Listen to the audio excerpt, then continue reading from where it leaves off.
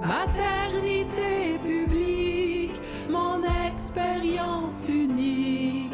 Maternité plurielle, histoire universelle. Bonjour à toutes et bienvenue dans ce nouvel épisode du balado d'une mère à l'autre de Maman sans tabou, le balado qui allie maternité et spiritualité. Aujourd'hui, nous sommes avec la 12e mère de clan, celle qui glorifie.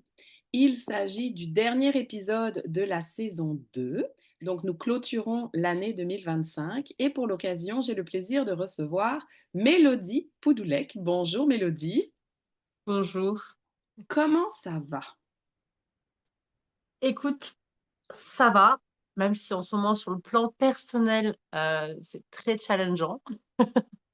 Beaucoup de choses qui bougent, qui font peur, et voilà. Donc, je pleure beaucoup en ce moment. Ok, c'est bon.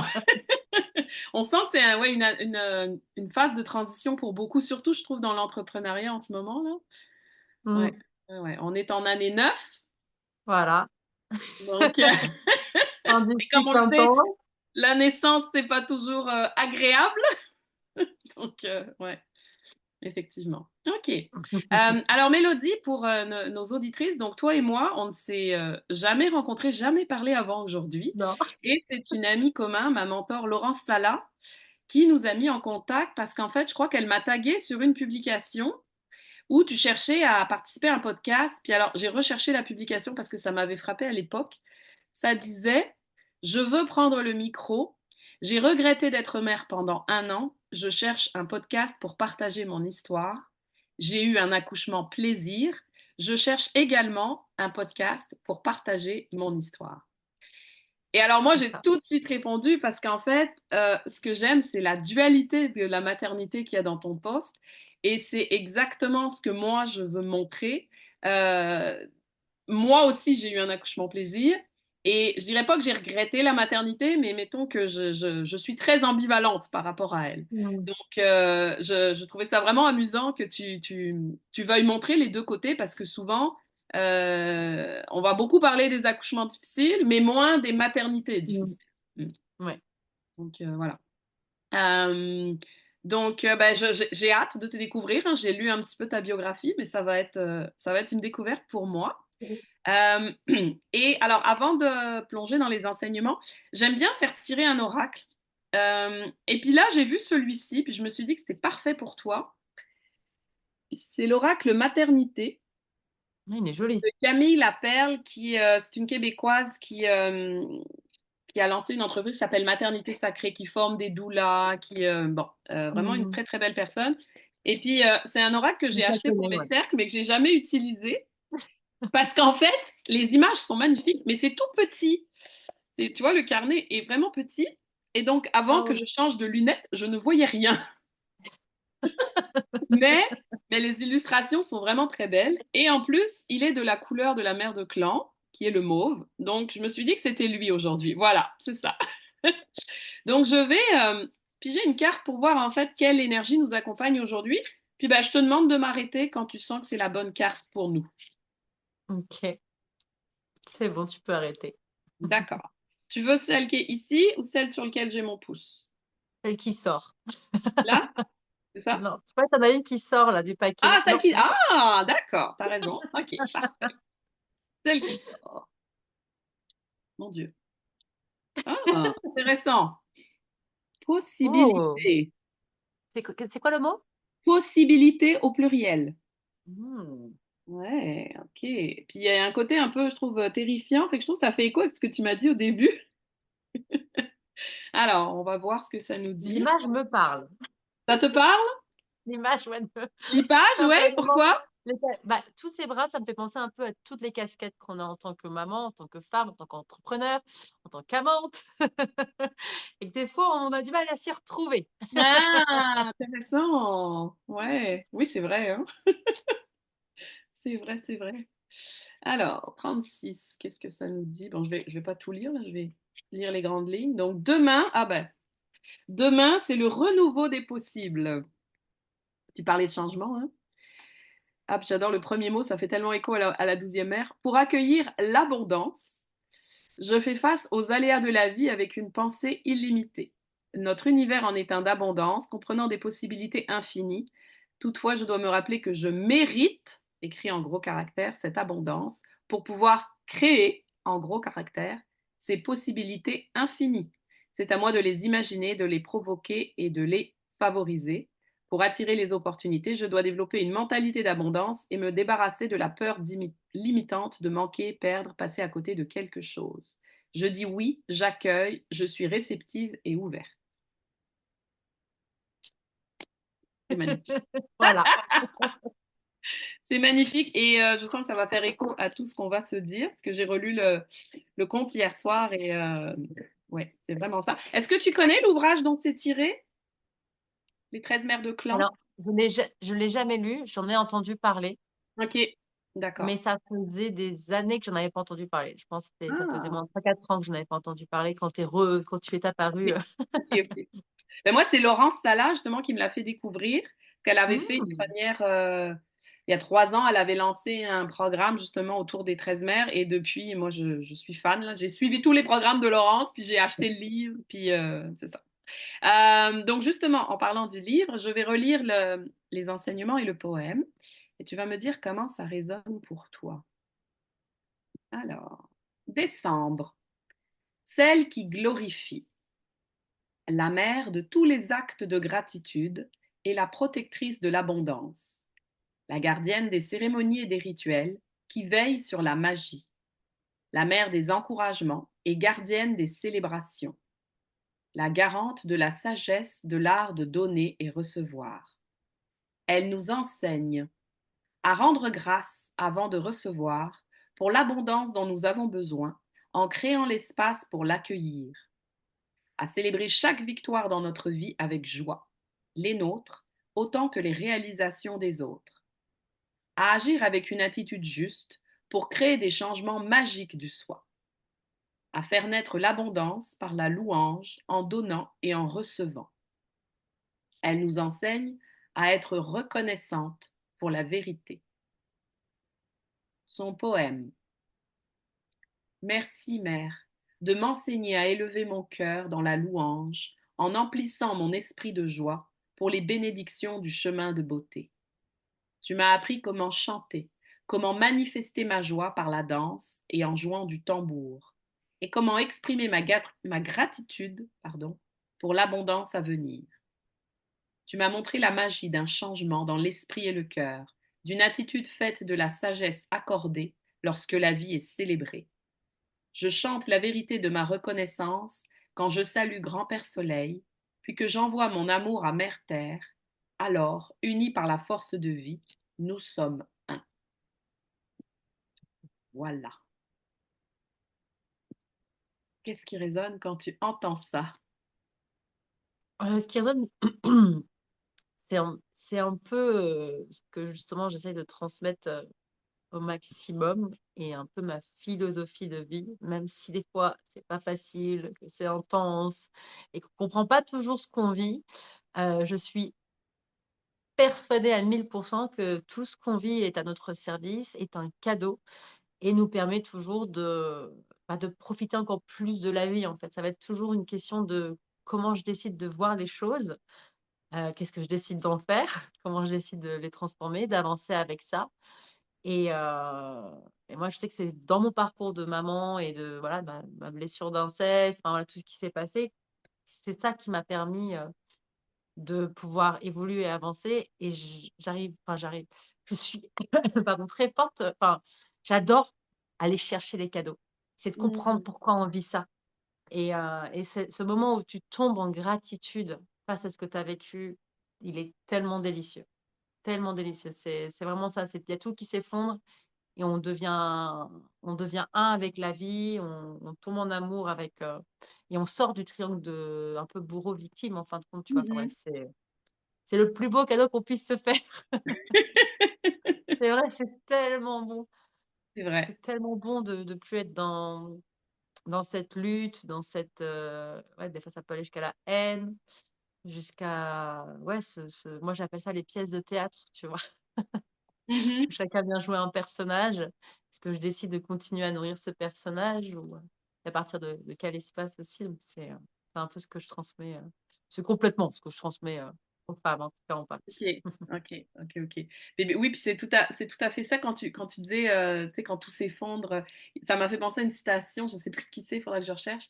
Qui disait, c'est quand tout s'effondre que tout tombe en place. Je ne sais pas. Hein? C'est vraiment ça. Alors, donc effectivement, quand on atteint cet état de gratitude et qu'on comprend en fait que tout ce qui nous arrive, c'est pour nous élever, c'est des cadeaux, c'est chouette, sauf que on l'apprend à la dure, de ce que j'ai compris. Fait que comment, toi, tu en es venu à...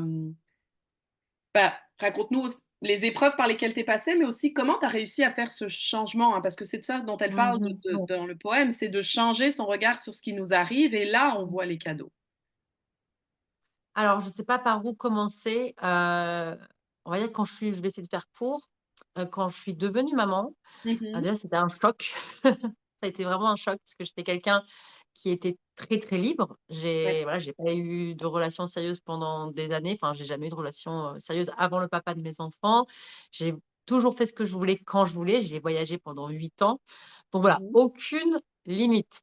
Donc, quand je suis devenue maman, au bout d'un mois, j'avais ce petit au sein et je me suis dit, oh là là, mais en fait, je ne peux plus rien faire. Enfin, toute ma vie, toute sa vie dépend de moi. Et je me suis vue un peu comme dans une prison.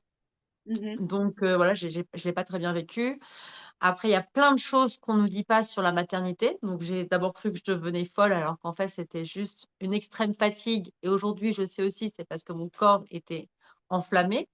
Donc, voilà, à chaque fois dans notre parcours, on apprend encore des choses qui font que ben, on se dit, bah, si j'avais su, ça aurait pu être plus doux.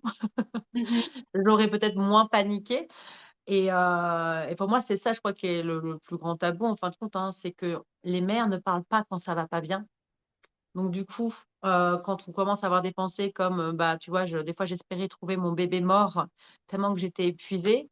Donc, heureusement, à ce moment-là, j'avais une amie qui traversait les mêmes choses, qui, elle, voyait un psy. Elle m'a dit, c'est normal, c'est le cerveau, c'est la fatigue, en fait, qui fait comme ça, parce que forcément, après, je culpabilisais, puisque j'aime mon enfant. Et de me dire, oh là là, là, je me dis, et que j'ai envie de le trouver mort, tellement qu'en fait, je n'en peux plus. Sauf que moi, je ne savais pas que c'était parce que j'en pouvais plus. Donc, on essaye de remballer ça, alors qu'en fait, il faudrait justement en parler, le déposer pour le libérer. Et au bout d'un moment, j'ai commencé à avoir des réactions même bizarres, à ne savoir plus comment le toucher, parce que j'avais peur que ce que je faisais, que le câlin qu'on faisait, je ne savais plus où était la limite par rapport à l'inceste. Sauf que c'est devenu vraiment très présent dans ma vie. Donc, pareil, j'ai cru devenir folle. Ensuite, bah, une des personnes de ma famille, je ne voulais pas qu'elle le touche, je ne voulais pas. Bref, c'était devenu très compliqué. Donc, je pense qu'au bout d'un an et demi, j'ai eu une réaction très, très violente. Et là, mon compagnon m'a dit, Mélo, tu deviens folle. Mhm. Donc, j'ai dit oui, je sais. Donc, je suis allée voir une psychologue qui m'a d'abord dit, bah, il y a eu une histoire d'inceste avec cette personne. Donc, le gros déni, je n'ai jamais été la revoir. J'ai été revoir une psychologue, mais j'ai un peu transformé les choses pour pas qu'on me le redise. Et l'été 2020, je me suis retrouvée en burn-out en ne sachant pas que j'étais en train de faire un burn-out. Et Mhm. je me suis retrouvée à l'hôpital avec une myocardite. Avec une? Donc, une myocardite, c'est une maladie du cœur. Ok. Donc, quelques jours avant, j'ai enfin accepté l'idée qu'il y ait pu y avoir quelque chose d'incestueux avec cette personne. Sauf que forcément, j'étais en état de choc. Et voilà, ça s'est aussi traduit par la myocardite. Donc, un mois après d'être revenue de l'hôpital, j'ai été voir une psy qui m'a redit la même chose. Donc, je tiens juste à préciser, c'est que là, le problème, c'est que j'ai été mal accompagnée. Si voilà, je parle parce qu'il y a peut-être d'autres femmes qui sont, voilà, on sait très bien que l'accouchement peut réveiller ces blessures d'inceste. Je conseille vraiment à ces femmes de se faire suivre par quelqu'un qui s'y connaît en inceste, puisque moi, j'ai pas été voir un spécialiste de l'inceste. Ce qui fait que j'ai vraiment, psychologiquement, c'était très dur puisque j'ai imaginé les pires choses, comme chaque personne qui entend le mot inceste. Et ensuite, j'ai su que l'inceste, ça pouvait être sans attouchement, en fait. C'est-à-dire, ça peut être le non-respect du non-consentement, quelqu'un qui se met nu devant nous, et je sais pas comment, quand on nous mate, en fait. Voilà, il y a plein OK. de choses comme ça. Donc moi, je pense pas avoir été violée. Personnellement, je m'en souviens pas. Ce qui m'a fait, enfin, entre guillemets, beaucoup défaut, même si tout est parfait. Mais voilà, pour ma famille, voilà, c'est dans ma tête. Ouais. Sauf que mon corps, en fait, si tu veux, c'est vraiment mon corps qui parlait. Et c'est ça que je savais que c'était pas dans la tête, que quand le corps parle, voilà. Donc, Donc, si j'ai j'ai bien fait. compris, c'est quelque chose que tu as subi dans ton enfance, mais que tu avais occulté pour te protéger, et c'est ressorti à l'accouchement. C'est ressorti en devenant maman, en tout cas. En devenant maman, d'accord. Ouais, en devenant maman, j'ai pas la première fois où j'ai repensé à l'inceste, et surtout d'abord, j'en parlais à mes amis. Et Ouais. toi aussi, tu te poses la question, et aucune de mes amies m'a dit, bah non, jamais je pense à Mmh. ça. Je fais mince, je suis la seule dans mon cercle d'amis proches à, tu vois, à me poser des questions sur l'inceste. Et en fait, le moment révélateur, c'est que quand cette personne a touché un autre bébé et que j'ai eu la même réaction violente. Là, je Mmh. me dis, OK, si c'est un autre enfant, là, tu vois ce que je veux dire? C'est que Ouais, c'est plus une question de. pas seulement. Voilà. Mmh. Donc, à partir de là, alors là, ça a été la descente aux enfers, parce que j'étais pas encore consciente, en fait, si tu veux, que mes émotions étaient importantes, que j'étais souveraine de ma vie, créatrice de ma vie. J'étais beaucoup j'étais clairement dans le triangle bourreau, victime, sauveur, tu vois. Mmh. Donc, tant qu'on est dans ce triangle-là, on peut pas s'en sortir. Mmh. Parce que déjà, on attend que quelqu'un vienne nous sauver. Tu vois, donc c'était clairement ça. Je voulais que tout le monde croie ma vérité, qu'on me dise, mais oui, pauvre Mélodie, tout ça. Donc, je suis tombée en grosse déprime. J'ai regretté d'être maman, j'ai pensé à la mort. Je voulais mourir. J'étais là, c'est trop dur. Je vais jamais y arriver. C'est Mmh. trop dur d'être maman. Je sais pas pourquoi j'ai fait ça. Euh, Et je suis retombée enceinte. Alors que 3 semaines avant, je me suis dit, plus jamais je n'aurai d'enfant. Je ne veux pas revivre ce cauchemar. Mmh. Donc, je me dis ça, je tombe enceinte, je mets beaucoup de temps à voir que je suis enceinte alors que je suis hyper connectée à mon corps. Et ce qui est intéressant aussi, c'est que je suis tombée enceinte après avoir décidé de ne plus voir cette personne. Parce que j'étais en mode, là, je pète un câble, ça va pas, je veux mettre tout ça sur le tapis, je ne veux Mmh. plus en parler. Je sais pas pourquoi je me disais pendant 9 mois, je me disais, je veux plus en parler pendant 9 mois, je veux respirer. Sauf que ce petit bébé surprise ça a été la panique. Parce qu'au bout d'un moment, justement, je voyais que j'avais mes seins qui avaient grossi, tout ça, et j'avais du retard dans mes règles. Mais tu sais, c'est tellement impensable pour moi que moi, une amie qui me dit, bah, on est en retard avec ses règles, on fait un test, en fait, quoi. Je fais un test, je vois que je suis enceinte. Donc la première pensée, c'est on va pas pouvoir le garder. Mmh. Sauf que moi, je suis déjà déprimée à l'idée de devoir, je ne trouve même pas le mot, avorter. Et là, je dis à mon compagnon, écoute, on va pas avorter parce que j'ai des problèmes avec cette personne-là, tu vois. C'est hors de question. Donc, on a choisi la vie, sauf que pendant 7 mois, moi, j'étais pas vivante, tu vois. J'étais complètement déprimée, je pleurais des fois, je disais même à mon bébé, il faut que tu partes, je vais pas réussir, tu vois. C'était vraiment la panique. Voilà, ma famille voulait plus me voir, j'étais en train de perdre tout le monde et je commençais à crier sur mon enfant aussi. Ça, Est-ce c'était que tu déjà étais avant. suivie, pour dépression à ce moment-là? Dans cette Pas du deuxième grossesse, non? Pas du tout, puisque en fait, je sentais que j'étais voir des psychologues, des psychiatres. Je voyais que personne pouvait vraiment m'aider, parce que déjà, ils nourrissaient cette pièce de théâtre, tu vois, parce que même Mmh. ça, c'est une pièce de théâtre que j'étais en train de nourrir. Et à un moment, je dis à la vie, c'est plus possible. Il me faut quelque chose de rapide pour que je puisse être capable d'être maman de 2 enfants. Et je ne veux pas devenir une maman qui hurle sur ses enfants, puisque c'était clairement ce que j'étais en train de devenir. Je fais là, Mmh. en fait, si je ne trouve pas de solution, je vais mourir. Parce que j'étais stressée, j'étais tellement stressée. J'étais tellement une maman stressée, tu vois. Et Je veux pas quel âge mourir. avait ton premier enfant? Et là, à ce moment-là où je pose cette attention-là, il avait 2 ans et demi.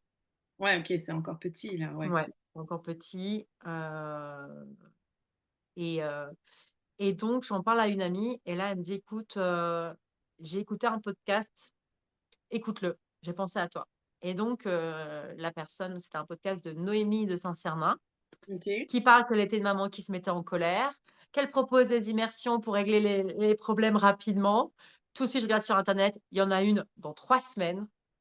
Donc, c'était la première fois que j'allais investir dans un coaching de ma vie en présentiel qui coûtait en tout 1 500 euros. Donc, j'étais là, Mmh. meuf, tu es folle.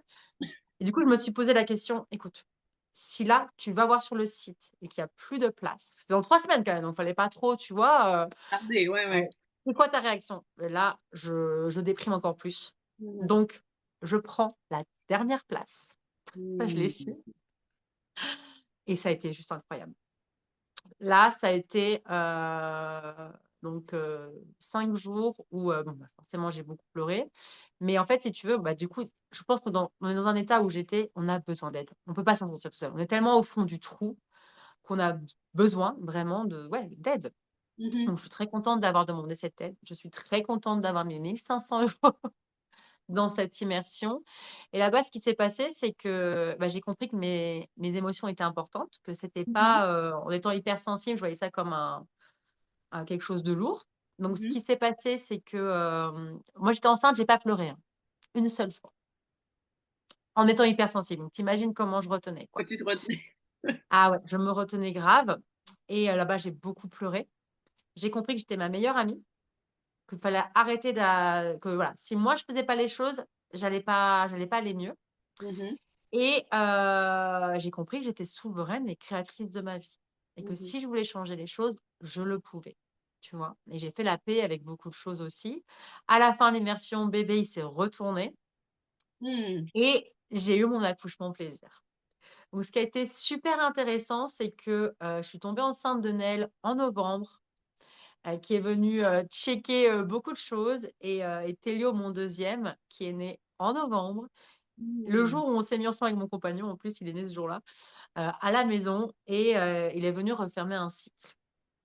Puisque 2 mois, 1 mois et demi après, je me rappelle de pleurer parce que j'étais fatiguée, mais j'avais plus cette sensation parce qu'avant, quand j'étais fatiguée, j'avais l'impression que j'allais mourir, tu vois? Mmh. Alors que là, j'étais fatiguée, mais je savais que j'avais toutes les clés en moi pour traverser ce que je traversais. Mmh. Et là, j'ai remercié la personne avec qui j'ai eu cette histoire d'inceste, puisque clairement, je ne serais jamais j'ai réalisé que je n'aurais pas pu être cette femme que j'étais aujourd'hui avec mon bébé au sein, complètement fatiguée, si je n'avais pas traversé tout ça. Et à Mmh. partir de là, j'ai commencé à faire la paix et 1 an après, on s'est revus. Ah OK, d'accord, Ouais. waouh! Waouh, waouh, waouh! Ça me fait penser à tu allé loin quand même là, parce qu'être capable de remercier la personne qui nous a fait Ouais. souffrir, c'est vraiment le plus difficile. Moi, je chemine depuis plusieurs années avec, un aîné autochtone, Anishinaabe, qui s'appelle Dominique Rankin, qui a connu les pensionnats au Québec. Alors, je ne sais pas si tu connais un peu Mmh. l'histoire, mais on a envoyé les petits-enfants autochtones, hein, à l'époque de l'occupation franco-britannique, là, pour Mmh. les assimiler, en fait. Mais on leur a fait subir tu sais, des viols, des attouchements. Enfin, tu sais, c'était Mmh. c'était géré par des catholiques. Et donc, lui, il a vécu tout ça, l'inceste, les attouchements, etc. Non, pas l'inceste, pardon. L'inceste, c'est dans la famille. C'était pas sa famille, mais en tout cas, Ouais. des choses assez horribles. Mais le jour où il a réussi à faire la paix avec ça, en fait, c'est qu'il est allé voir le prêtre et il lui a dit, je te remets que tu m'as fait. Je veux plus le porter. Et lui, du coup, ça lui a permis de faire la paix avec ça. Et le prêtre s'est suicidé pas longtemps après, quoi, parce que Ah ouais. il y a toute la culpabilité du coup qui est Mmh. retombée sur lui. Mais c'est à partir de là, en fait, que la guérison se fait. Puis tu sais, c'était quand même quelqu'un qui depuis tout jeune avait été repéré comme futur leader spirituel, mais ça lui a pris des années. Puis c'est à un moment donné, dans une hutte de sudation, que les aînés lui ont dit, mais contre qui t'es en colère? Et en fait, ils lui Mmh. ont dit, la personne qui t'a fait ça, elle est malade. Elle est malade. Elle ne va pas bien pour se rendre à faire des Ouais. choses pareilles. Donc, il faut apprendre à lui pardonner parce que si tu vois pas en fait qu'elle aussi elle avait un problème et que tu continues à nourrir effectivement, tu sais ce que tu disais, les pièces de théâtre, la, la, la, la rancœur, la colère, là, ben ça se retourne contre toi finalement. Ouais. Mais c'est un Bah, sacré pas à faire là. ouais. C'est un Et en fin sacré. de compte, ça a été très rapide parce que je me rappelle, on me disait: «Ouais, tu vas mettre des années, ça va mettre 10, 20 ans» et j'ai mis 3 ans. Waouh, c'est Et fou. encore, je suis restée 2 ans dans le déni. Mhm. Ouais, Donc ouais. Puis alors, en fin de compte oui, non, pardon. vas-y. Tu disais que tu as eu un accouchement plaisir pour le deuxième. Pour le premier, ça s'est passé comment? Alors le premier, moi, je voulais accoucher à la maison parce que Ouais, j'avais une copine qui a mis cette graine en moi et du coup, j'ai commencé à me renseigner sur, voilà, parce que clairement on a enfin, en fait, pareil, on n'en parle pas. Enfin, un peu ouais. plus maintenant, peut-être. Enfin, une fois quand tu es maman, c'est plus voilà. Mais quand tu es pas maman, la seule vision que tu as, c'est les accouchements, horribles que tu vois à la télé et Mmh. éventuellement l'accouchement que ta mère a eu, puisque sûrement à l'hôpital et c'est en tout cas, à l'époque, c'était assez rare. Je pense que maintenant, il y en a de Mmh. plus en plus. Donc, voilà, j'ai vu que mon corps était fait pour ça. Bordel! Je l'apprends à hein? Est-ce qu'on le dit ça? Non? Non, non. Ouais, tu sais, voilà. Et donc moi, je voulais accoucher à la maison. Donc tout se passait donc mon compagnon avait peur. Ouais. Donc après moi, je pense que le bébé choisit où il veut, naître. Ouais. Donc je suppose que Naël a choisi de naître à l'hôpital puisqu'il est né à l'hôpital, tu vois? Mmh. Même si au début, tu vois, enfin, la maison, c'était super, j'avais mis mes chansons là, espagnoles, j'adorais. Enfin, je commençais à prendre du plaisir avec mes contractions. Contraction. Et là, tout s'est un peu accéléré. J'avais pris une potion magique, justement, du Sud-Américain avec du chocolat là et tout et ça a tout accéléré. Sauf que je Mmh. commençais un peu à paniquer parce que j'étais en train de déféquer, ça s'arrêtait plus et je me rappelais pas qu'on m'avait dit que c'était normal aussi, tu vois? Non, c'est Donc vrai, j'avais moi, peur ça que m'est arrivé, mais ouais, ouais. c'est pas une En fait, le surprise. corps se vide, je le dis pour les femmes, Ouais, pour justement éviter faire que de ça la arrive place. au moment où le bébé sort. Donc tout va bien et là, je me rappelle de me dire: «Je veux pas aller à l'hôpital, mais je peux pas faire ça à mon compagnon». J'avais très, très peur que voilà, donc je lui ai dit, «Bah, on va à l'hôpital» et là, j'ai un peu, j'étais plus dans du tout dans cette position de femme qui sait. Du coup, à l'hôpital, j'ai un peu tout fermé. Donc tout s'est Mmh. ralenti, j'ai été très fermée au corps médical, ce qui était, je pense, une erreur. Et ça me faisait chier d'être là, en fait, tu vois? Ça me faisait Ouais. vraiment chier et ça a fini par un déclenchement et quand on fait un déclenchement, la sage-femme m'avait prévenue, mais ça fait que c'est très intense et que ça Mmh mh. devient, là, je peux le dire, du coup, douloureux et à Mmh. cette époque-là, je ne savais pas qu'il fallait pas pousser. Voilà. Mmh. Donc les filles, il y a pas besoin de pousser, c'est l'utérus qui fait ce boulot. On a en fait, en clair, on n'a rien à faire. En fait, c'est Juste se à laisser accueillir traverser. C'est vraiment se laisser accueillir les traversées. traverser. Ouais. Non, non, c'est vrai. Donc j'ai bien connu le rayon de feu là, je ne sais plus comment dire, le firing Ouais. et et voilà et donc le deuxième c'était clair et net que je ne pousserai pas, Mmh. tu vois? Donc le deuxième j'ai pas donné le choix à mon compagnon et en fin de compte après l'accouchement, il m'a dit: «Bah, en fait, tu avais raison, on aurait pu le faire à la maison». Parce qu'il y avait qu'une sage-femme avec nous et voilà. Bon la graine a été plantée, c'était voilà.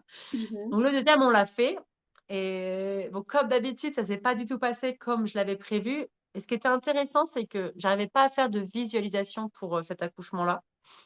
Donc j'avais passé mon temps à me visualiser sur une rivière. Je sais plus dans Mmh. quel livre j'avais trouvé ça. Mmh. Et en fait, tu sais, dans la rivière, bah, des fois, tu vas voir les torrents, puis des fois, ça va se calmer. Enfin, voilà, c'est jamais pareil, en fait, quoi. Mmh. Donc l'idée, c'est de se visualiser sur cette rivière. Comme ça, je vous donne la visualisation et de respirer calmement. Et ce qui fait qu'en fait, le cerveau va enregistrer et le corps va enregistrer qu'on est calme quand on voit cette image. Donc, je me réveille à 1h30 du mat pour aller aux toilettes. Ça faisait quand même quelques jours que j'avais des contractions. Là, je sens que les contractions m'empêchent de dormir. Je me dis: «Bon».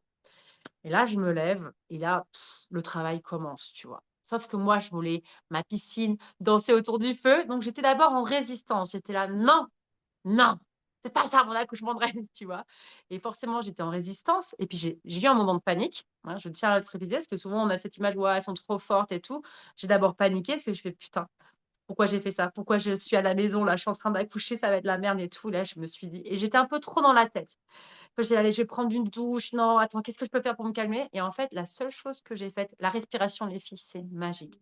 J'ai respiré, je me suis revue sur cette rivière et pouf, je suis rentrée dans mon corps. Je me suis détendue et là, je me dis: «Bah, qu'est-ce que j'ai besoin?» C'est j'étais assise sur mes chiottes. J'ai passé mon accouchement sur les chiottes, à chier, donc j'étais même pétée de rire. Je fais: «Putain, mais regarde, toi, tu t'imaginais déesse à danser près de ton feu et tu es là sur tes chiottes en train de chier». Donc j'ai rigolé de la situation, ce qui m'a aidée encore plus à me détendre. Mon mec a mis du temps à capter que j'accouchais, donc il a mis du temps à appeler la sage-femme. Donc du coup, on a accouché sans sage-femme. Mhm. Et c'était ouais, c'était trop beau parce que, tu vois, je sentais que la contraction était là et mais c'était un voyage, tu vois? J'étais Mhm. connectée à tout, puis hop, ça redescendait parce que mon petit s'était réveillé, donc je gérais ce qui se passait un peu à côté. Je disais à mon mec des trucs et pouf, je repartais, tu vois? C'était incroyable. Et là, je dis: «Gauthier, il est là, il est là». Et Gauthier, il a toujours pas capté, tu vois?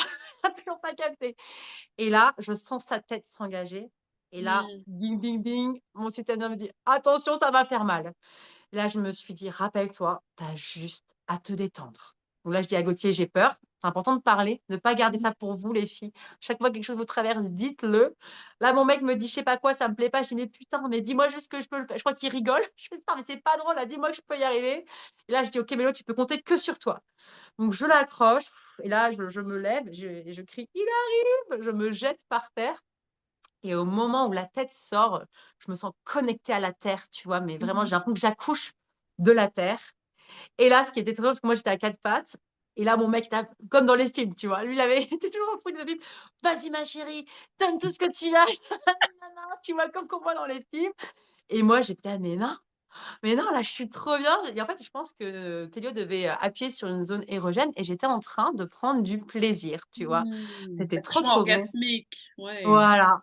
Et là, j'ai senti, mais il y a eu 2 contractions et j'ai vraiment, mais je te jure, j'ai l'impression qu'il y avait des mains dans mon ventre qui ont pris mon Mhm. bébé et qui nous l'ont livré. Mon bébé est né en 3 contractions parce que je n'ai pas poussé, j'ai laissé juste mon corps faire. J'ai encore des frissons partout. Donc forcément, je sais plus comment on dit, c'était un bébé, je sais plus comment on dit, c'est quand il naît avec, dans le placenta. Le placenta Mhm. c'est éclaté en sortant, en fait. Ouais. Et et du coup, ça a été juste incroyable. Bon là, mon compagnon a eu un petit peu peur parce que Télio avait 2 tours de cordon autour du cou, Mhm. donc il lui a enlevé et je sais plus de quelle couleur il était, s'il était, blanc ou bleu. Sa couleur voulait dire qu'il avait manqué d'oxygène, mais qu'il n'était pas mort. Ok. Et moi, vu que j'avais fait une formation de doula et puis je me suis juste vachement renseignée sur le sujet forcément. Je savais que si le bébé ne pleurait pas, il avait jusqu'à 1 minute avant de pleurer, avant que ça devienne dangereux. Donc si tu veux, moi, j'ai pas paniqué. Je l'entendais dire: «Allez mon bébé, respire, respire» et là, j'ai juste dit: «Je veux le voir». Donc il me l'a passé sous mes jambes puisqu'il y avait encore forcément le placenta, qui était en moi et c'est vrai que quand j'ai pris mon bébé, je fais: «Ouh là, il a une drôle de couleur» et je l'ai mis sur moi et il a respiré, il a toussé et voilà, on a vécu cet accouchement en famille puisque Naël s'est réveillé. Il était là à côté et le placenta est sorti à la prochaine, enfin, il y a eu une contraction, il est sorti. Ouais, ouais. Donc ouais, c'était un Et accouchement tout en ça sans famille. sage-femme en plus, juste vous deux. Ouais. Wow. Moi Wow. moi, je le sentais qu'il y Ouais. aurait pas de sage-femme, mais je pensais que c'était parce qu'on l'aurait pas appelée, pas parce qu'on Mhm. n'aurait pas eu le temps et Ouais, elle est ok. arrivée 20 minutes après et tout s'est super bien passé.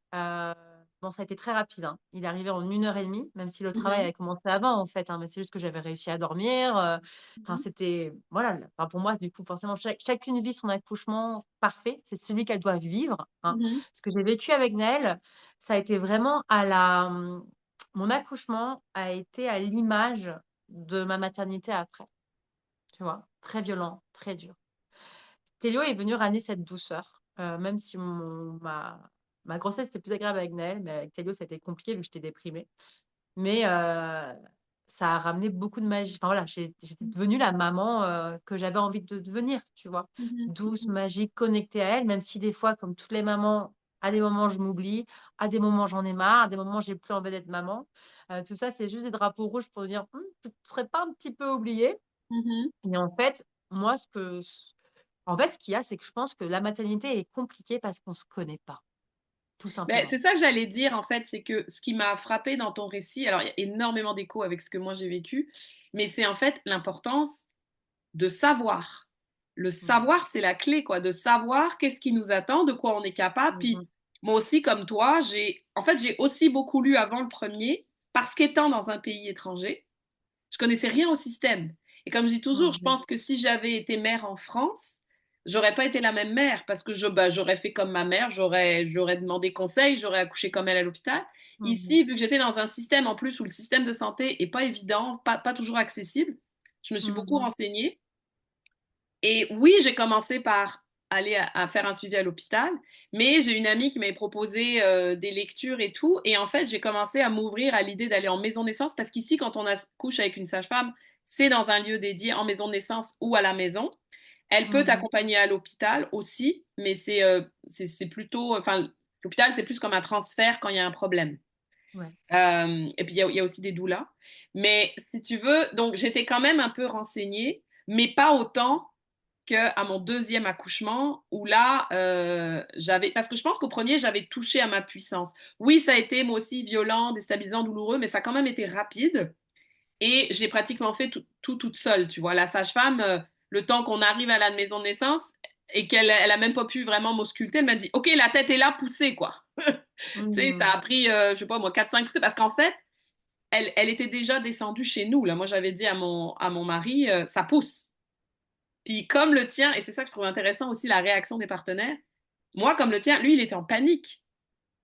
Parce que lui, il s'est fait dire, avant qu'on parte pour la maison de naissance, il s'est fait dire au téléphone par la sage-femme, si jamais elle a une contraction et qu'elle est pour accoucher, tu appelles les pompiers, enfin le 911.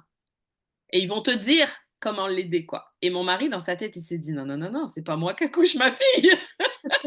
Il était, mais lui qui est d'une zénitude, tu vois, d'habitude, c'est moi qui suis... Moi, pour moi, Ouais. c'est une bouée de sauvetage. Il était, mais paniqué comme j'ai jamais vu. Même que je lui ai dit, Alex, si tu veux que j'arrive à descendre les escaliers pour aller dans l'auto, faut que tu te calmes. Parce que là, ça me stresse. Et donc, du coup, bébé veut sortir. Mais c'est ça, c'est qu'au deuxième, j'étais beaucoup plus. Alors, déjà, quand c'est le deuxième, tu as l'habitude, tu as l'expérience, j'ai envie de dire, même si ça peut être très différent d'un accouchement à l'autre, mais quelque part, ton corps reconnaît les sensations. Tu sais, moi, j'étais beaucoup plus zen. Et pourtant, il a été plus douloureux parce que comme il a été moins rapide, j'ai comme... Puis le bébé était plus gros, tu sais, ma petite, la première, elle est née 5 jours d'avance, la deuxième, 5 jours en retard. Ah, Donc, intéressant. il y avait une taille de différence quand même. Puis la petite, on sentait, moi, c'est vraiment le feeling que j'ai eu quand elle, la première, je dis la petite, mais c'est la grande en fait. C'est parce qu'à la naissance, la première chose que j'ai pensé quand je l'ai vue, c'est, oh, elle est toute petite. C'est parce qu'en fait, j'avais un gros ventre, mais j'avais beaucoup de liquide. Mais on sentait qu'elle était pressée de vivre cet enfant, de Mhm. découvrir le monde. Alors que la deuxième, quand je l'ai vue sortir, c'était comme, mais moi j'étais bien, pourquoi? Genre, c'est pas ma première venue sur Terre, ok, bon, j'étais bien à l'intérieur, j'étais pas pressée. C'est vraiment ce regard très différent. Mais c'est vrai que de savoir ce qui nous attend, de connaître les ressources, de savoir qu'en fait, on a tout en nous. Moi aussi, comme moi, je dis à mon mari, il voulait m'aider, hein, moi aussi, puis j'étais comme, non, dégage, tu me tiens chaud. Et c'est ce savoir qu'on nous, je dis pas qu'on nous le retire, mais on nous montre pas à quel point il est là à notre portée, en fait. Mhm. Vraiment. Ouais, c'est pour ça que je pense que c'est important de partager nos histoires comme ça sur les podcasts parce que bon, moi avant, j'étais moins sur les téléphones, sur les podcasts et tout, j'ai pas écouté et je pense que bah, tu sais, on revient à cette transmission orale en fin de compte Ouais.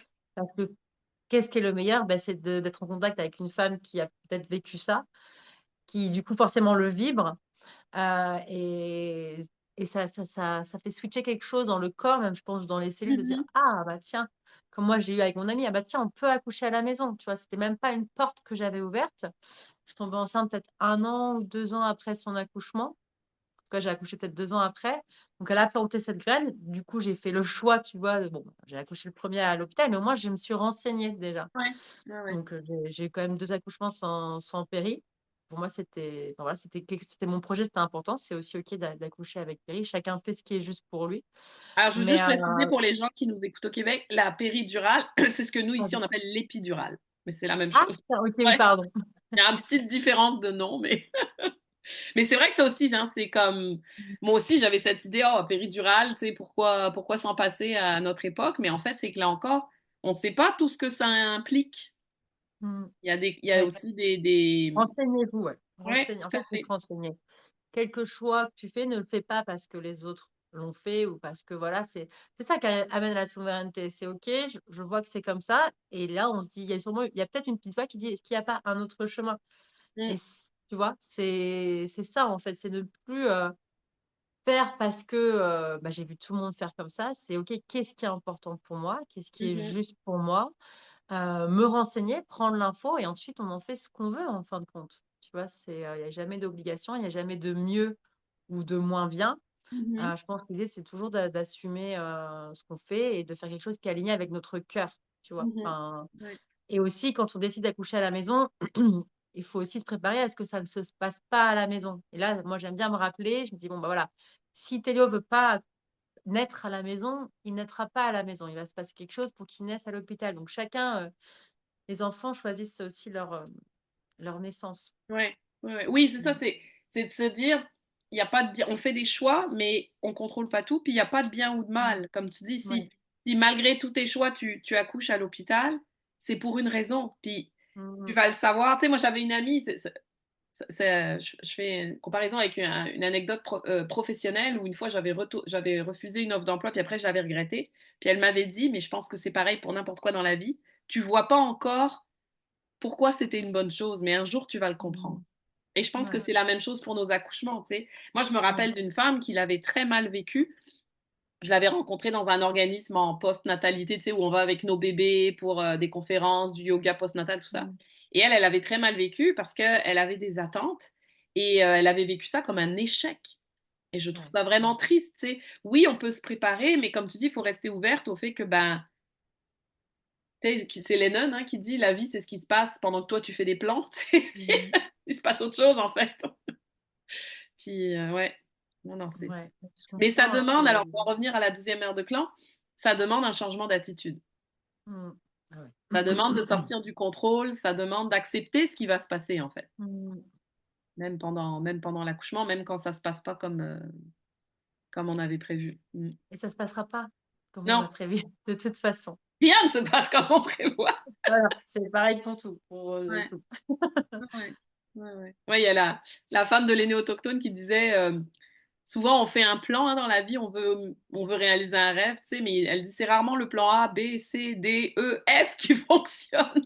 C'est on Mmh peut y mh. arriver, c'est juste qu'il y a des fois ça prend des détours, puis il faut pas se décourager, c'est Mmh. de se laisser c'est d'avoir confiance en fait qu'on est soutenu ou comme je pense que c'est toi hein, qui disais dans ta bio l'univers, j'adore cette phrase, l'univers conspire à notre bien. Mmh mh. Et comment, alors, tu nous as parlé du podcast, puis de la formation, du coaching qui t'a aidé. Comment t'en es venu à changer ta perspective, puis qu'est-ce que ça a changé d'autre dans ta maternité, en fait, ce deuxième accouchement, ces prises de conscience? Bah, le changement de perspective, il s'est vraiment passé suite à une série d'exercices qu'elle nous a donnés. Il y a tout un processus qui se fait, on dépose beaucoup de choses, puis c'était en groupe, donc tu imagines bien qu'il y a des échos de fou, voilà, qui se passent et ce qui se passe, c'est que je suis rentrée, à la maison en décidant de garder ça et que maintenant je prendrai soin de mes émotions, que quand j'aurai besoin de pleurer, je pleurerai, que je vais plus rejeter qui je suis, en fait. Un être vivant qui ressent des émotions et si tu veux, à partir du moment où tu acceptes tes émotions, tu acceptes la vie. Mm. Parce que si tu fermes la vie qui te traverse, elle peut pas te traverser et c'est pour ça que je me suis éteinte, petit à petit. Et et j'ai appris à voilà, la première j'ai toujours ce réflexe de toute façon de me contracter, tu vois? Voilà, ce Mhm. qui se passe en personnel, mais forcément, des fois, j'ai pas envie de parler, du sujet où on sait qu'on doit parler parce on va vivre une émotion désagréable et ça, c'est clairement ancré, je pense, peut-être dans beaucoup de personnes, mais toujours, je le vois, il y a mon mental ou ma petite fille qui veut pas aller dans cette émotion parce qu'elle a peur de ce qu'elle va ressentir, elle a peur d'être rejetée, enfin, tu sais, il y a plein de peurs qui se passent derrière. Donc en fait, j'ai tout simplement décidé à apprendre à me connaître, à res à respecter le processus, mais aussi à l'aimer. Je l'ai tellement détesté quand j'étais Mm. en déprime, quand en fait, j'étais tellement en résistance de ce que je traversais, tu vois?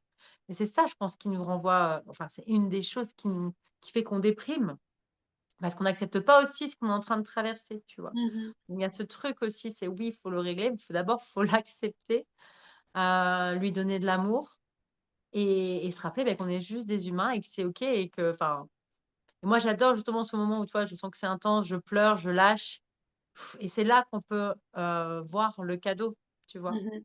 Souvent, Mais oui, quand même. ça demande, effectivement, ça demande l'accept. On voudrait tout de suite arriver au beau, mais ça Ouais, demande de passer par le. Ouais, on n'a pas le choix, c'est la roue de la vie. par l'inconfortable et Ouais, en vrai, enfin, ouais. moi, j'adore pleurer. En vrai, ça me fait tellement du bien. Ça relâche, ça relâche. Et même, tu vois, enfin, mes plus grandes transformations, enfin, où j'ai laissé ces émotions sortir, c'est en plus, il y a vraiment des cadeaux là-dedans, quoi. Mhm. Euh, L'année dernière, on a failli se séparer avec mon compagnon et il y a un truc qui me déclenche et là, je commence à pleurer et je lui dis tout. Je lui dis tout en pleurant, il comprend rien. Je pleure. Et en fait, donc après la grosse crise d'émotion, je continue un petit peu à pleurer, mais j'ai commencé à écouter ce dialogue intérieur, tu vois. Et ce Mhm. dialogue intérieur, c'était ma petite fille qui disait, oui, de toute façon, il nous abandonne.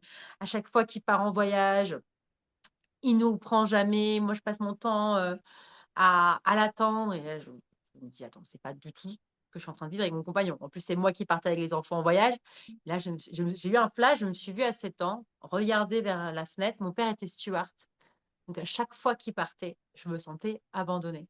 Et je voulais qu'il m'amène avec lui. Et donc, j'étais en train de vivre Peux-tu me rappeler c'est quoi un steward? un Je connais le steward, nom, c'est mais j'ai celui oublié ce que c'est.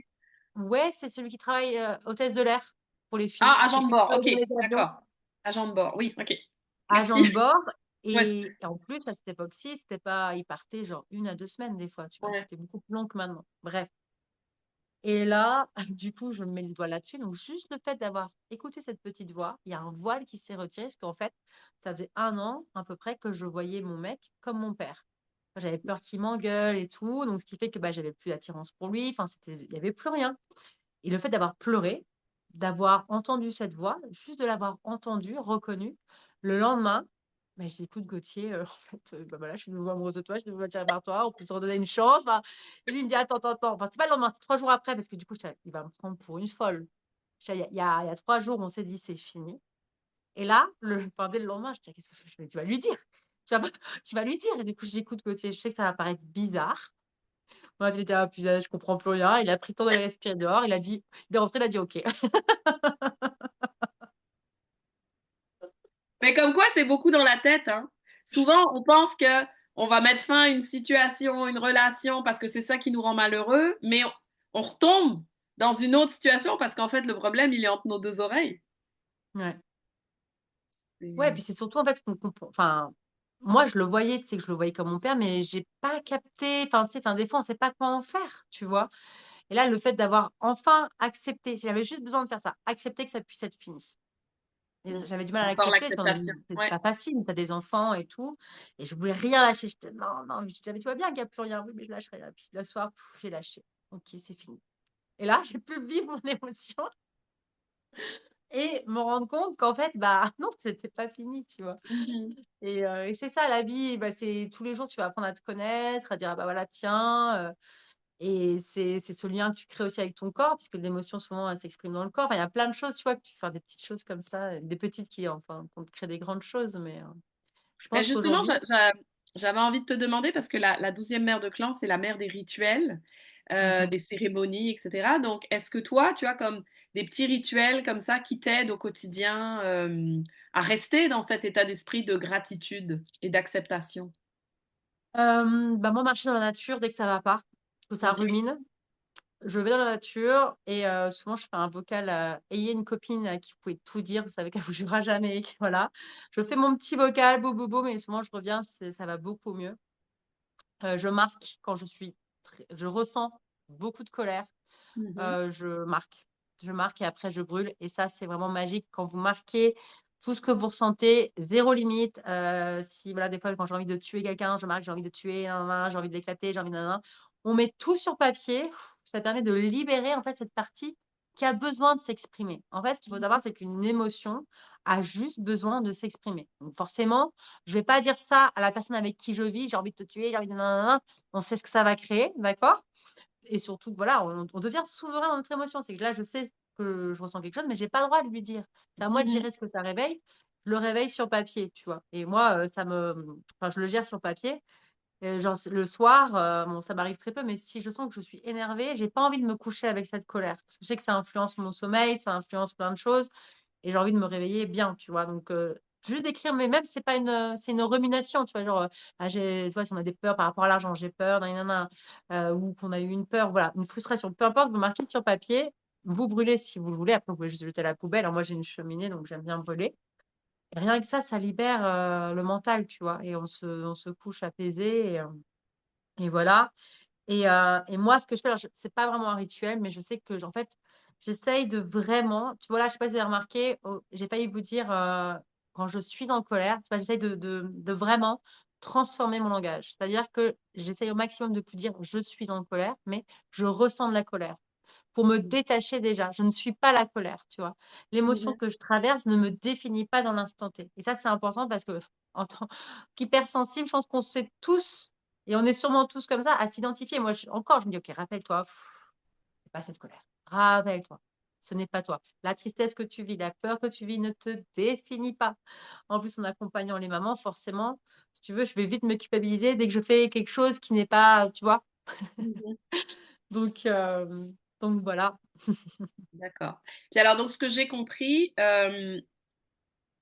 après tout ce que tu as vécu, en fait, tu as décidé donc de transmettre tous ces cadeaux aux autres femmes. Voilà, Ok. c'est ça. Donc avant, tu travaillais pas du tout dans l'accompagnement? Avant J'étais d'être professeure de yoga. Ok, d'accord. Ouais, D'accord. j'étais professeure de yoga, mais tu vois, ça, c'est quelque chose, donc j'étais à fond. Mhm. Je transmettais énormément de choses sur la philosophie du yoga, parce que le yoga, c'est pas que des postures. Sauf que quand je suis devenue maman, bah, je me suis arrêtée pendant 1 an, sauf qu'au bout d'1 an, j'étais vraiment déprimée, pas bien, et j'avais perdu cette joie de vivre. Et vu que tout ce que je vivais, j'ai perdu ma foi en la vie. Donc, si Mhm. tu veux, j'ai repris les cours, mais c'était plus du tout pareil. Je prenais Mhm. beaucoup moins de plaisir parce que je faisais que les postures. Donc, il y avait plus trop de sens dans ce que je transmettais. Bon, les gens Mhm. appréciaient quand même mes cours, mais c'était plus pareil, tu vois. Et après, bah voilà, j'ai décidé de me faire aider. Et du coup, en fait, si tu veux, ce qui m'a choquée quand j'ai été à l'immersion avec Noémie, c'est qu'aucune femme ne se voyait telle qu'elle était. Mhm. Aucune femme ne se voyait telle qu'elle était. En tout cas, telle que je la voyais, tu vois. Et je me suis dit, my God, quel gâchis. Quel gâchis. On est tellement, enfin, moi, j'ai envie de chialer, je te jure. On est tellement dur avec nous-mêmes. C'est clair. On est tellement dur avec nous-mêmes. Et ça, c'est quelque chose qui m'a touchée. Et du coup, je me suis dit, je ne veux plus que les femmes se voient telles qu'elles sont. Et je pense réellement que apprendre à se connaître, c'est le plus beau cadeau que tu puisses te faire, vraiment. Donc comment ça se traduit concrètement? Comment tu les aides? Bah, quand je les aide, bon, déjà, là maintenant, je viens de découvrir que la plupart des choses sont très intenses parce qu'on est enflammé. Donc ça, c'est un peu Mhm. ma nouvelle révélation et voilà, personne n'en parle. Et bon, forcément, c'est en train de transformer aussi mon quotidien. Donc, je leur propose un protocole naturel, bien entendu. Et Mhm. ensuite, je leur propose un accompagnement où je vais leur donner des exercices pour qu'elles puissent apprendre à se connaître, à capter ce pouvoir créateur, comprendre leur manière de gérer leurs émotions et devenir ouais, cette créatrice, tu vois, de leur vie et Mhm. reprendre le pouvoir sur leur vie, en fait. Et c'est vraiment un retour à soi et à la vie parce que Ok.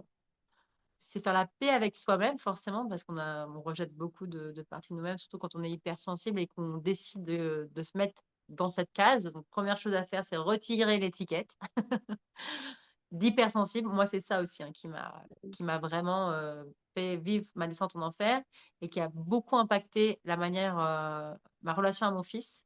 Je lui ai mis l'étiquette et le jour où je me suis retiré l'étiquette, forcément, j'ai retiré son étiquette. Notre relation a complètement changé. Et Mhm. bizarrement, on aurait dit qu'il était moins hypersensible et moi aussi. Mhm. Donc voilà, c'est tout un chemin où on, on enlève ce qu'on a envie d'enlever, on garde ce qu'on a envie de garder et puis on sublime ce qui est là. Et Mhm. on apprend aussi bah, voilà, à transformer les cadeaux mal emballés en cadeaux. Mhm. Pour moi, c'est les petits miracles de la vie, même si des fois, c'est sur des choses toutes bêtes. Moi, j'adore. Enfin, c'est pas ma passion, mais je trouve ça tellement beau, en fait, de se dire, ah, mais Ouais. ouais, bon, regarde, sur des trucs à la con, je regarde comme tout est parfait, tu vois. Et d'ailleurs, une des choses, quand j'ai lu tu nous envoies quelque chose pour préparer l'interview, le podcast, Ouais. et je vois la date, tu vois. On est censé le faire pendant la pleine lune. Alors qu'à la Ouais. base, on devait faire le 26. Et je fais, Ouais. c'est fou parce qu'en fin de compte, bah, c'était parfait. On est 3, 4 jours après la pleine lune, là. Donc, Mhm. je me suis dit, voilà. En fait, vous croyez que la vie, c'est ça, alors qu'en fait, Donc nous, on est là, on force, on force, on force, alors que la vie, elle veut nous faire ça pour fiou. Oui, Allez. puis c'est la même chose, je repensais à comment t'es arrivé dans mon podcast, en fait, c'est que j'avais trouvé toutes les femmes pour mon balado, sauf la dernière. Mais contrairement à la première année, j'étais moins stressée. Je me suis dit, OK, la vie va me l'apporter. Et comme de fait, au mois de mars, je vois défiler ça. Je me dis, bon. Et en plus, il me restait juste la place pour celle-ci. Ton histoire collait parfaitement. Tu m'as dit, ben, c'est clair, c'est celle-là. Je me dis, bon. Puis effectivement, on n'enregistre pas du tout. Moi, j'aime ça, en fait, enregistrer la semaine juste avant la pleine lune pour être déjà un peu dans l'énergie. Là, Mhm. effectivement, à cause des vacances, on l'a devancé, mais on est quand même dans l'énergie, mais de la pleine lune d'avant. Mais Ouais. c'est correct, là, c'est effectivement. Donc, t'as parlé d'inflammation aussi, donc je sais que j'ai partagé sur ma page, puis je remettrai le lien dans le descriptif de l'épisode, là, ta conférence sur les oméga 3. Est-ce que tu es Ouais. naturopathe? Est-ce que tu t'es formé en... Je sais que tu as parlé de doula, de yoga, mais qu'est-ce que tu as d'autre Non, comme je suis pas corde à ton arc? naturopathe. Je suis pas Non? naturopathe. Moi, je fais beaucoup à l'intuition. Ok, Ouais. d'accord. Je me suis fait accompagner par une naturo Ok. pour les jeunes, pour les jus. Mhm. Donc, j'ai encore une fois beaucoup appris. En fait, c'est ça, c'est vivre les expériences, aller voir, parce que c'est l'expérience en fait qui nous fait nous connaître, tu vois, où il n'y a pas d'erreur pour moi. L'erreur Ouais. n'existe pas, c'est juste des apprentissages. Et en fait, je me rends compte que ben, je colle enfin, à aucune, enfin, je sais pas si on peut appeler ça un régime, c'est pas vraiment un régime, mais Une c'est-à-dire que moi, discipline. c'est-à-dire que l'été, tu vois, je me rends compte que ouais, le cru, ça me va vraiment. Mais Mhm. quand il fait froid, le cru refroidit mon corps. Donc là, je suis plus en végétarien. Je continue les smoothies, même si voilà, je sens que vraiment le matin, ça refroidit mon corps. Mais c'est tellement léger pour moi, ça me prend pas d'énergie de le digérer, ça me donne de l'énergie. Enfin voilà. Donc c'est aussi apprendre à écouter son corps. Et en fait, juste en écoutant son corps, déjà, mais on peut transformer beaucoup de choses en termes de l'alimentation. Mais c'est sûr que l'alimentation, c'est quelque chose où je suis en train de me demander est-ce que je vais peut-être me former dans l'alimentation anti-inflammatoire Mhm. parce que clairement, en tant qu'hypersensible, je vois, enfin, j'ai même pas envie en tant que femme vivante, j'essaie d'enlever aussi hypersensible de mon Une vocabulaire, autre mais étiquette. euh, c'est que vraiment l'alimentation impacte mes émotions. Le gluten me fait déprimer, tu vois. Mhm. C'est quelque chose que j'ai remarqué. Le sucre, bon, je l'ai complètement arrêté, donc ça me faisait, bah, j'ai plus de règles douloureuses. Vraiment, Mhm. l'alimentation, c'est ta première médecine, clairement. Mhm. Mhm. Et, euh, et voilà. Super. Donc, c'est de l'accompagnement de En- groupe ou c'est du coaching euh, personnel? Bah là, je suis un peu en train de tout remoduler. C'est un peu mon Ah comeback oui, parce tu que j'ai disais qu'il y arrêté avait des changements. ouais, j'ai arrêté. Et Mhm. là, pour l'instant, j'ai un programme d'un mois voilà, il va falloir que je fasse le lancement. Après, voilà, s'il y a une femme qui vient, bah, on voit ce qu'elle a besoin. Je fais aussi du sur mesure. Ok. Et en fait, si tu veux, le protocole, en fait, je me rends compte que le protocole que je propose, il traite à la cellule, tu vois. Et qu'en fin Mhm. de compte, pour moi, maintenant, ça fait plus sens de ne pas s'occuper de l'inflammation en sachant que l'inflammation, c'est la cause de la plupart de nos maux, tu vois. Et Mhm. que le corps ne peut pas fonctionner normalement si on est enflammé. Mhm. Donc, ça veut dire que là, tu vois, par exemple, moi, ça fait deux mois que je le fais. J'ai fait une séance de kinésiologie. Je me suis dit, qu'est-ce qui se passe? J'ai jamais eu une séance aussi puissante, mais je le sais que c'est parce que je suis sous protocole et que ça va au fond de la cellule. Donc, du coup, tout est beaucoup plus ouvert et réceptif, tu vois. Mhm. Et j'arrive à être beaucoup plus patiente avec mes enfants. En ce moment, c'était très intense par rapport à ce que je vivais, forcément, personnellement. Ça fait que c'est intense avec les enfants, parce qu'ils ressentent tout. J'étais là, waouh, meuf, avec ce qui se passait dans la maison. J'étais plutôt fière de moi. Je fais, ouais, parce que du coup, j'arrête pas de dire, ouais, je manque de patience. Et j'ai fait, attends, parce que le mental, il est fort. Même quand vous avez la Ouais. patience, il vous fait croire que vous n'avez pas de patience. Et j'étais en train de me dire, attends, regarde le nombre de fois. Ok, t'as manqué de patience 2 fois dans la journée. Mais regarde le nombre de fois où tu as été patiente. Il y en avait eu une dizaine, tu vois. Sauf que le mental, il fait, Ouais, il tu voit vois, juste le négatif, ouais. voilà. Et ça, c'est quelque chose qu'on apprend aussi dans l'accompagnement, on apprend à prendre conscience de ça, tu vois, parce qu'en fin de compte, on se fixe sur 20% qui ne vont pas alors que tout le reste va. Oui, tu puis vois. les enfants le voient pas forcément de la même façon. Là, il y avait une vidéo une fois qui circulait sur Internet, c'était génial. C'était une maman qui se remémorait la journée qu'elle avait eue avec son enfant, c'est un enfant en bas âge. Puis, tu sais, elle voyait tous les trucs négatifs, le lait qui Ouais. coule, elle s'est énervée avec son enfant, enfin plein de choses. Et après, tu voyais la même chose du point de vue de l'enfant. Et c'était, Ah, ouais. Ah, l'enfant avait eu la journée de sa vie, quoi. Tu vois, non, mais c'est de se dire, OK, il faut vraiment changer ouais. son point de vue, quoi. Et les Ouais, enfants, pour ça, je trouve ça, c'est le cadeau aussi de la maternité. Ils nous ramènent à ce regard positif, en fait, sur la vie. Tu sais, moi, je me rappellerai toujours, ça m'avait marqué. Euh, Nous, on a plein de pissenlits dans le jardin au mois de mai. Puis, tu sais, maintenant, ils nous encouragent à pas tondre pendant un mois pour nourrir les abeilles parce que c'est leur première ligne de nourriture.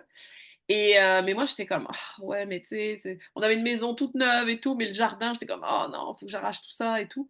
Et là, il y a ma petite qui fait, oh, maman, regarde, les magnifiques fleurs jaunes dans le jardin. Et là, j'ai regardé à nouveau mon jardin, j'étais comme, tellement raison. Elle voit la magie là où moi, je vois des mauvaises herbes, en fait. Et ben, depuis, je les coupe plus. Et mon jardin est impeccable parce qu'en fait, ce que j'ai lu après, c'est que les pissenlits qu'on se fait chier à arracher font un super travail que nous, on fait en mettant de l'engrais artificiel, chimique, machin, mais en fait, les pissenlits font ce travail-là. Et au bout d'un moment, ils s'éliminent tout seuls parce qu'ils ont amendé le sol, quoi. Et ils reviennent quand ton sol a Intéressant. besoin. Enfin, tu sais, là encore, c'est un cadeau de la nature nous, on voit pas parce que on résiste, on refuse, alors qu'en fait, si tu laisses faire, et les Mm. enfants nous ramènent à cette magie-là. C'est ça que Ouais. je trouve beau. À cette légèreté. Ils ont, l'autre jour, mon plus petit, donc il a eu 4 ans, il était en train de couper quelque chose et je dis attention, ne coupe pas attention de ne pas couper ton doigt. Et là, il me dit avec le grand sourire et les légèretés qu'on connaît aux enfants, ah bah heureusement que j'en ai plein d'autres. Genre, bah si je me le coupe, c'est pas grave, il m'en reste d'autres. Bah oui, t'as raison. Couper 1 sur 10, c'est rien. Ils sont trop, franchement, j'adore. Heureusement que j'en ai plein. Bah ouais, ça c'est C'est des vrai, eux, trucs ils qui voient le restent verre à là. moitié plein quand nous, on le voit à moitié vide, hein. Tellement, tellement, tellement. Puis est-ce que ça a changé, bon, ça a changé la relation par rapport à toi, mais tu sais, par rapport à tes enfants, est-ce que tu leur enseignes la gratitude ou est-ce que, je sais pas, tu laisses vivre? Alors, moi, en fait, je pense que en étant, on leur enseigne en étant. Mais en Mhm, fait, ils n'ont pas besoin d'être enseignés, c'est eux les enseignants. mhm, Parce qu'en fin de compte, on veut tout le temps faire des enfants polis, des enfants machin, mais regardez-les, ils sont déjà polis, ils sont déjà en gratitude de tout. Donc, je pense que nous, on est là à préserver ça, mais en l'incarnant. Tu vois, parce que mhm. si moi, je lui dis, bah, sois dans la gratitude et je passe mon temps à ne pas être dans la gratitude, Il va pas l'être. euh, on va pas l'être. J'essaye d'y... Alors, avec le petit, j'y pense pas, mais avec Naël qui a eu 7 ans, souvent, on essaye de finir la conversation du soir, enfin, toi, avant de dormir, par une Mhm. gratitude. Euh, et euh, bah, enfin, je leur parle de la prière aussi. Ouais. Mhm, Ouais. mhm, Je dis, mhm, bah, demande, demande. Voilà. mhm. Donc, on s'enseigne mutuellement, mais je pense que les plus grands enseignants, c'est quand même eux, parce qu'en fin de compte, ils ont déjà cette joie de vivre, ils ont déjà cette gratitude, cette légèreté, cette simplicité. Donc, ils m'enseignent aussi à. Des fois, ils me disent, maman, t'es trop stressée là. Je dis, ouais, c'est vrai. T'as raison, mon chéri. Donc là, je leur propose de me rendre le stress. Comme ça, eux, je vais m'en occuper. Alors pour conclure, j'ai envie de te demander, ce serait quoi le plus beau cadeau que t'a fait la maternité? Ben, c'est de me trouver. Hmm. Mhm. C'est une grande rencontre avec soi-même, en fin de compte. Parce que ça m'a appris que rien n'est figé. Mhm. Parce que moi, quand je suis devenue professeure de yoga, je me rappelle, c'est bon, je sais ce que je veux faire de ma vie, pff, j'ai plus à penser à ça, tu vois. Parce que c'était toujours, Mhm.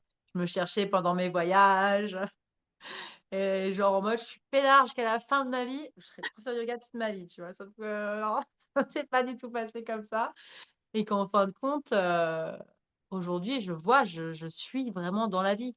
Mmh. Tu vois? Je suis vraiment dans la vie et je me sens vraiment en vie, même si des fois c'est encore intense. C'est voilà, je dirais pas que enfin voilà, c'est oui, ça reste intense. Des fois, c'est pas facile. Mais je pense que vraiment chaque chose nous fait grandir et et ouais. C'est beau, c'est beau. Bah, écoute, merci beaucoup Mélodie. C'est Bah, super. merci à toi pour l'invitation. En plus, tu as donné plein de beaux conseils, de belles pépites pour les mamans. Je Mmh. vais mettre bien sûr ta bio, les liens pour te retrouver dans le descriptif de l'épisode. Et puis, ben, je vais te souhaiter des belles fêtes de fin d'année, hein, puisque c'est là, au moment où on enregistre, on les a pas encore passées. Merci, au revoir. Bye tout le monde!